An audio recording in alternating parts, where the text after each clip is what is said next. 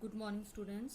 जैसे कि हमने acid basis and salts chapter start किया हुआ है, तो आज हम उसका नेक्स्ट टॉपिक करेंगे, importance of pH in everyday life.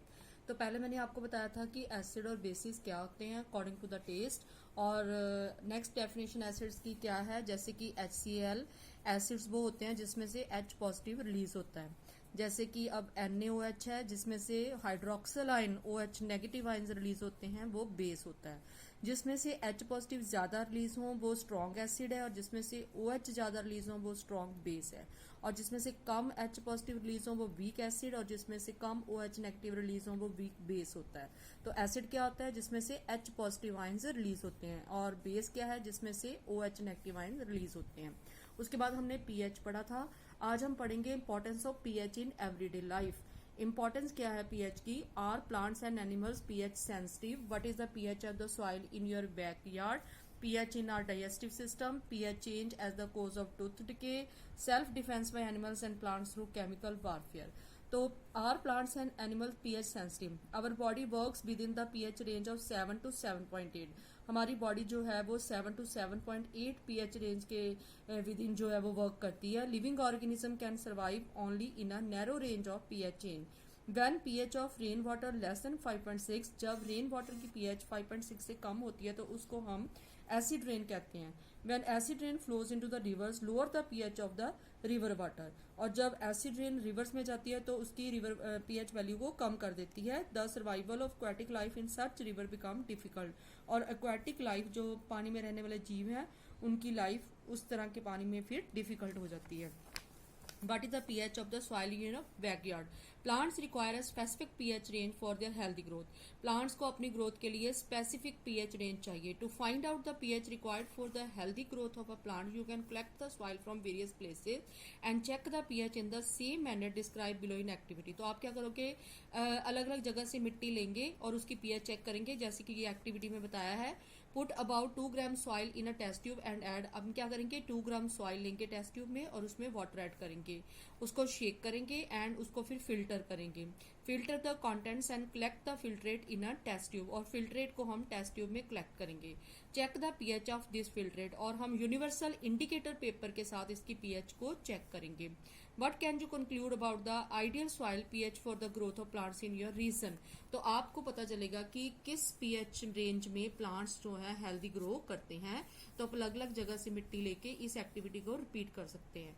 pH in our digestive system. It is very interesting to note that our stomach produces HCl acid. हमें पता है कि हमारे स्टमक के अंदर HCl acid रिलीज होता है जो कि डाइजेशन में हेल्प करता है। It helps in the digestion of food without harming the stomach. During indigestion, the stomach produces too much acid. जब हम खाना हमारा डाइजेस्ट नहीं होता तो हमारे पेट के अंदर बहुत सा एसिड बन जाता है, and this causes pain and irritation, जिससे क्या होता है, पेन और इरिटेशन होती है स्टमक के अंदर जब इंडाइजेशन होती है। To get rid this pain, और अगर हमें इस पेन से छुटकारा लेना है तो हमें क्या लेना होगा, एंटासिड, हमें बेस लेना होगा, क्योंकि मैंने पहले भी बताया था कि एसिड के इफेक्ट को बेस खत्म करता है। और बेस क्या है, magnesium hydroxide, milk of magnesia, जिससे क्या होगा, एसिड का जो इफेक्ट है वो खत्म हो जाएगा। ये हम पहले भी पढ़ चुके हैं। नेक्स्ट है pH change as the cause of tooth decay. Tooth decay start when the pH of the mouth is lower than 5.5। तो अगर हमारे माउथ की पीएच जो है वह 5.5 से कम होगी तो टूथ डिके शुरू हो जाएगा, दांत जो है वो खराब होने शुरू हो जाएंगे। Tooth animal enamel made up of calcium phosphate is the hardest substance in the body. जो टूथ इनेमल है वो कैल्शियम फास्फेट का बना होता है। It does not dissolve in water but is crowded when the pH in the mouth is below.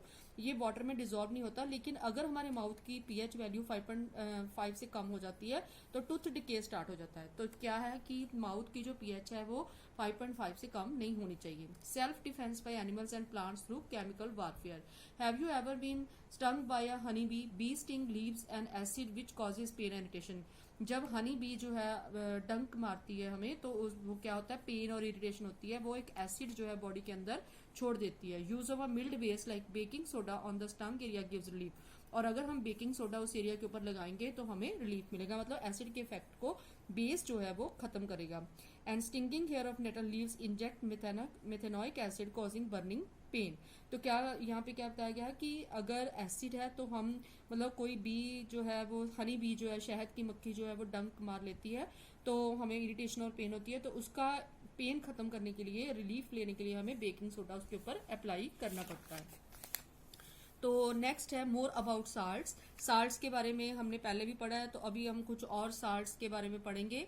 Right the formula of the salts: potassium sulphate, sodium sulphate, calcium sulphate, magnesium sulphate, copper sulphate, sodium chloride, sodium nitrate, sodium carbonate and ammonium chloride. Identify the acids and bases from which the above salts में B obtain. तो हमें देखना है कि कौन से acid और basis से ये साल्ट्स बने हैं। तो उसके लिए हमने पहले भी पढ़ा कि कैसे हम चेक कर सकते हैं। And salts having the same positive or negative radicals are said to be belong to a family. For example, sodium chloride and sodium sulfate belong to the family of sodium salt. Similarly, sodium chloride and potassium chloride belong to the family of chloride salt. तो हमें पता चल जाएगा कि ये दोनों कौन सी family से बिलोंग करते हैं। Collect the following salt samples: sodium chloride, potassium nitrate, aluminum chloride, zinc sulfate, copper sulfate, sodium acetate, sodium carbonate, and sodium hydrogen carbonate. Some other salts available can also be taken.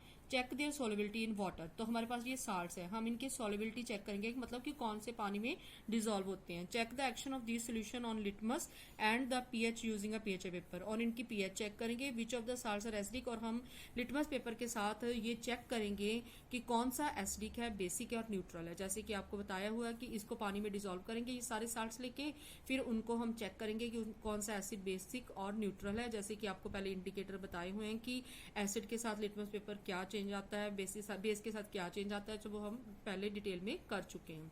Salts of the strong acid and strong base are neutral with pH value of 7. On the other hand, salts of the strong acid and weak base are acidic with pH value less than 7, and those of a strong base and weak acid are basic in nature with pH more than 7.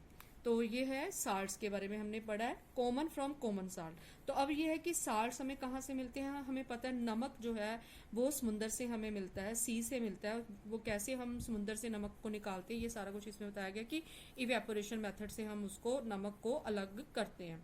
C water contains many salt dissolved in it. Sodium chloride is separated from these salt. Deposits of solid salt are also found in several parts of the world. These large crystals are often brown due to impurities. This is called rock salt. Beds of rock salt were formed when seas of bygone ages dried up. Rock salt is mined like coal. You must have heard about Mahatma Gandhi Dandi March.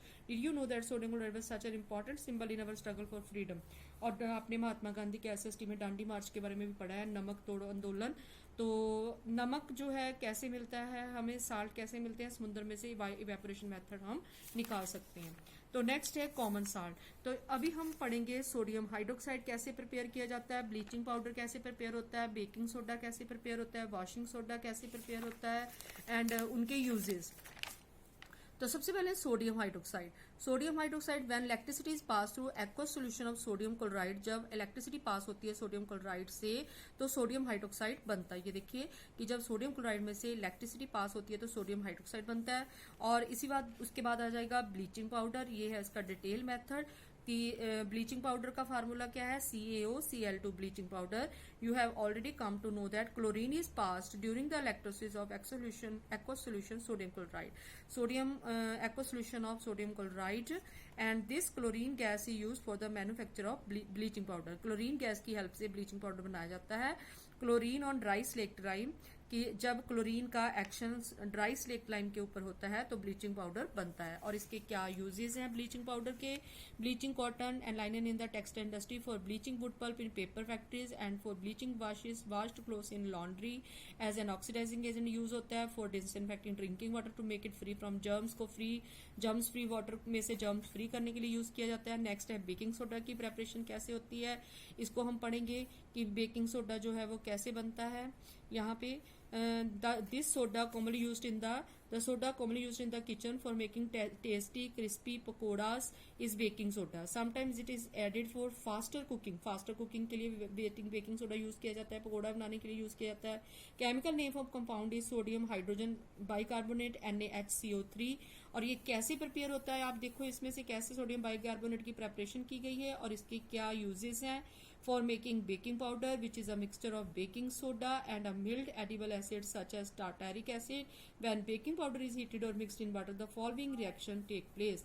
Carbon dioxide produced during the reaction causes bread or cake to rise, making them soft and spongy. Sodium NaHCO3 is also an ingredient in antacid and being alkaline, it neutralizes excess acid in the stomach and provide relief. Acid के effect को खत्म करने के लिए भी इसको use किया जाता है सोडियम बाइकार्बोनेट को। और ये कहाँ यूज होता है? सोडा एसिड फायर एक्सटिंग्विशर में भी यूज होता है। तो नेक्स्ट है वॉशिंग सोडा। वॉशिंग सोडा कैसे प्रिपेयर किया जाता है?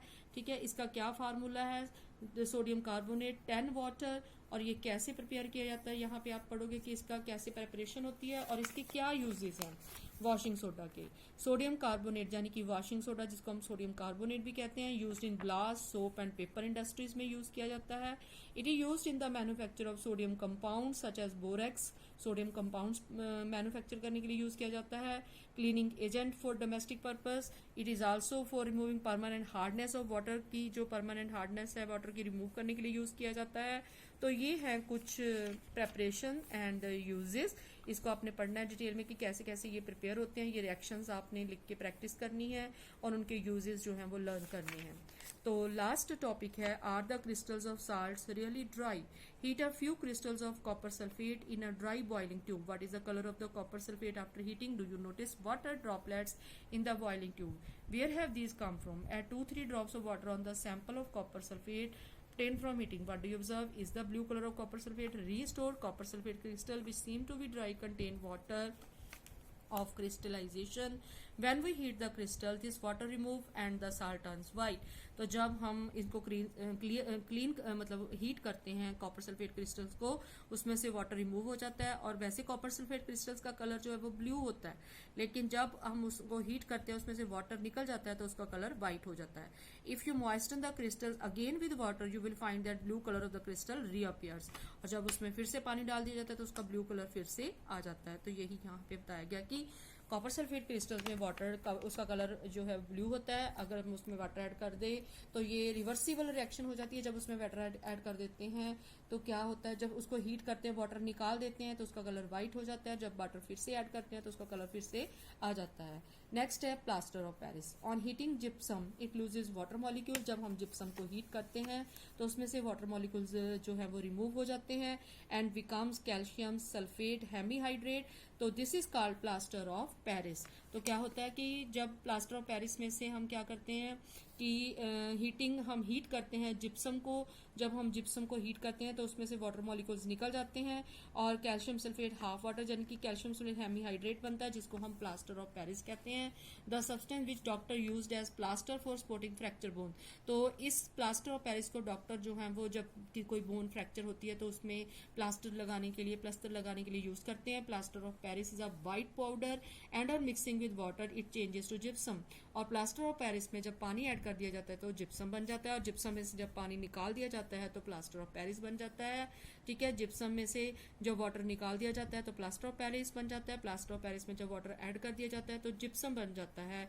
Note that only half a water molecule is shown to be attached as water of crystallization. How can you get half a water molecule? It is written in this form because two formula units of calcium sulfate share one molecule of water.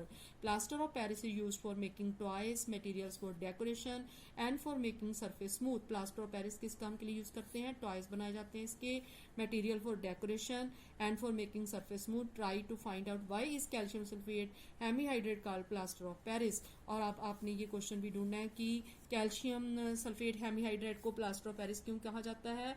क्योंकि इसमें से क्या होता है, जब हम gypsum को heat करते हैं वाटर मॉलिक्यूल निकल जाते हैं तो कैल्शियम सल्फेट हाफ वाटर यानी कि कैल्शियम सल्फेट हेमीहाइड्रेट बन जाता है, जिसको प्लास्टर ऑफ पेरिस कहा जाता है। जब इसमें से पानी ऐड करते हैं तो जिप्सम बन जाता है, जिप्सम में से वाटर निकालते हैं तो प्लास्टर ऑफ पेरिस बन जाता है। तो ये चैप्टर हमारा कंप्लीट हो गया और इस चैप्टर को आपने डिटेल से इस वीडियो को पढ़ना है और ध्यान से इस चैप्टर को समझना है। थैंक्स।